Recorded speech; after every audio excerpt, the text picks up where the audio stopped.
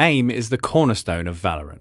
Professional players like Tens and Asuna obliterate their competition with their insane reflexes and crispy headshots. Today we're going to be taking a look at tips and training that one of our Radiant analysts, Bugsy the Bean, used to achieve a top 500 act rank in NA Valorant. There are four main concepts that affect your aim that we're going to be looking at.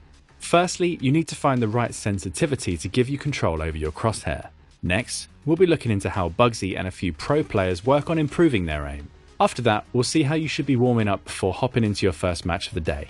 Finally, we're going to cover some tips on how to transition your aim in deathmatch into an actual game, one of the hardest parts of aiming.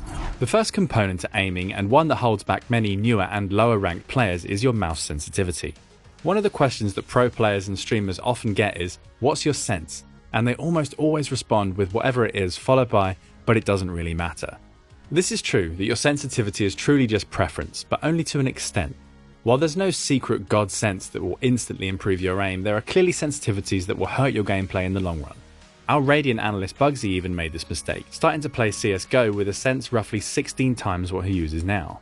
The rule of thumb is that you can use whatever sensitivity feels comfortable, as long as you still have a high level of precision, i.e. your sense isn't so high that it takes you a while to aim at a specific small dot. Let's quickly look at the method that Bugsy and most pros use to hone in on their preferred sense. Open up the range or a custom game, then choose a spot on the wall, or shoot a bullet at a plain wall to make a spot. And finally, try flicking to that spot in all different directions from different starting positions. If you are generally over-flicking, like going past the dot then correcting, try lowering your sense a bit. And if you are generally under-flicking, do the opposite. Go through this many times until it seems that you can just naturally flick to a spot on the wall. And now here, naturally is the key word. You should be able to do this quickly, but also with minimal effort.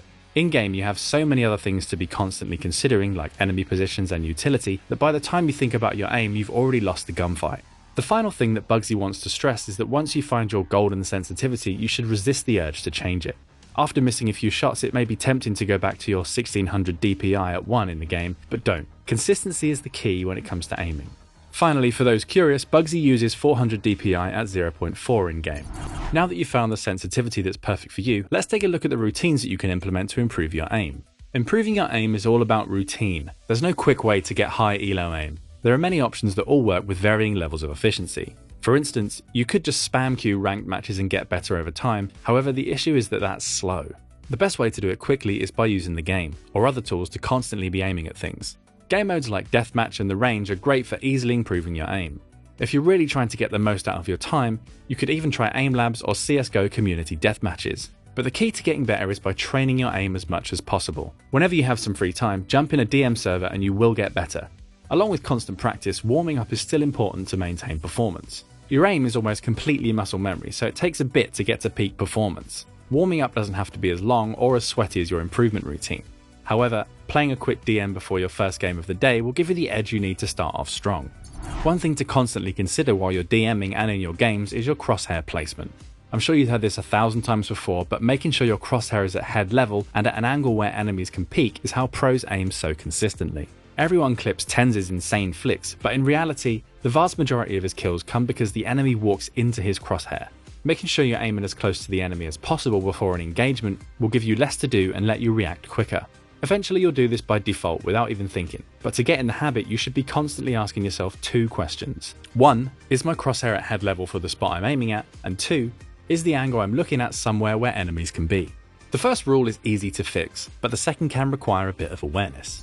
All too often, lower elo players are looking at an angle or even using utility at a spot that a teammate has already cleared. The best way to make sure you're holding a useful angle is by looking at the minimap and communicating with your teammates. Check that you're not starting at an entrance that has a teammate in it, or if a teammate has pushed deep, ask them what they've cleared, if anything. Often you'll get a response like, nobody can be B main. And with this info, if you're still holding B main, you should go and reinforce another spot by setting up a crossfire with a teammate. This transitions us perfectly into our last topic. Does it ever feel like you only miss your shots once you've started a ranked match? You may be tapping every head in a death match, but you just can't aim as soon as it matters. In this last section, we'll look at some tips that will help you transfer your aim to games that matter. The reality of it is that your aim will always probably be worse in actual matches because you just have so much more to consider. However, you can minimize this by improving your game sense and counterintuitively focusing less on your aim. Firstly, as I mentioned before, most kills come from someone just running into pro players' crosshairs. The best way to have players run into your crosshair is to be able to predict where and when the enemies will peak. Having such a high level of game sense will ensure that you have the advantage in the vast majority of duels that you take. Paying attention to the minimap, communicating well with your team, and reacting to enemy utility can help you foresee peaks. However, game sense is an extremely complex topic, and you should watch some of our Smurf commentaries and dedicated guides to get a better handle of it. The next best tip we can give you to improve your in-game aim is to forget about it. It may sound funny, but you actually just want to let your muscle memory do the aiming. Overthinking your shots can cause you to react slowly or whiff easy shots from behind. Also, aiming is highly mental.